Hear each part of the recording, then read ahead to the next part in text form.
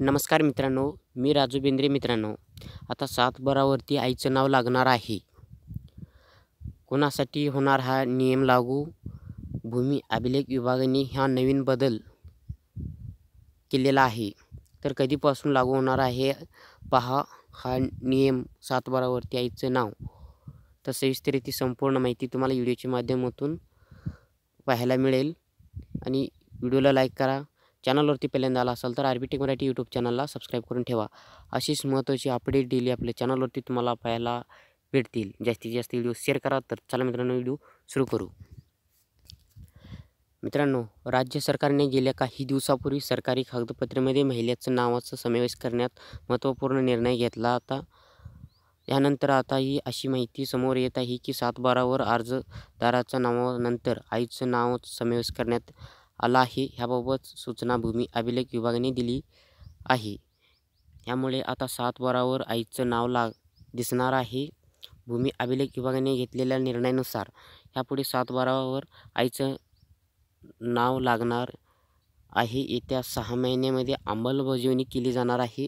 हा नवा नियम 1 मे 2024 नंतर ज्या व्यक्तीचा जन्म होईल अशा व्यक्तींसाठी नियम लागू होणार आहे.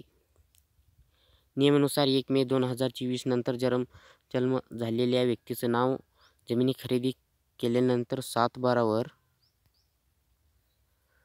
अर्जदारासोबत आईच्या नावाचा समावेश होणार आहे.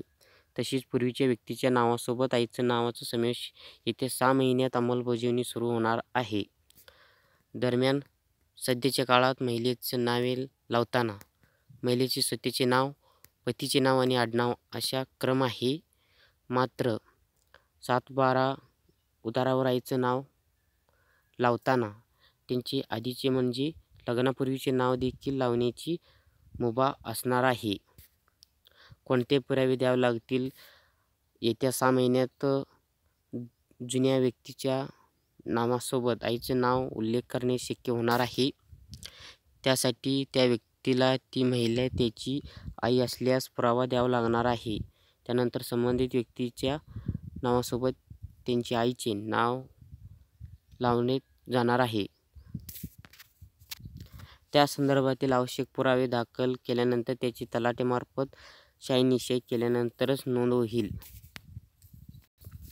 मित्रांनो, येत्या 6 महिन्यापासून जे जुने 7/12 आहेत, म्हणजे आता सध्याचे ज्या शेतकऱ्याच्या नावावरती 7/12 आहे त्याच्यामध्ये त्याच्या आईचं नाव नोंद करण्यासाठी 6 महिन्यानंतर सुरू होणार आहे. तो तलाठीमार्फत नाव नोंदणी करून घेतलं जाईल. आणि येत्या पुढे जे शेत आहे ज्या व्यक्तीच्या नावावरती करायचं आहे तो 1 मे 2024 नंतर जन्म झालेल्या व्यक्तीच्या नावावर शेतजमीन नावावर करत असताना त्याच्या आईचं नाव ऑटोमॅटिकली नोंद केली जाणार आहे.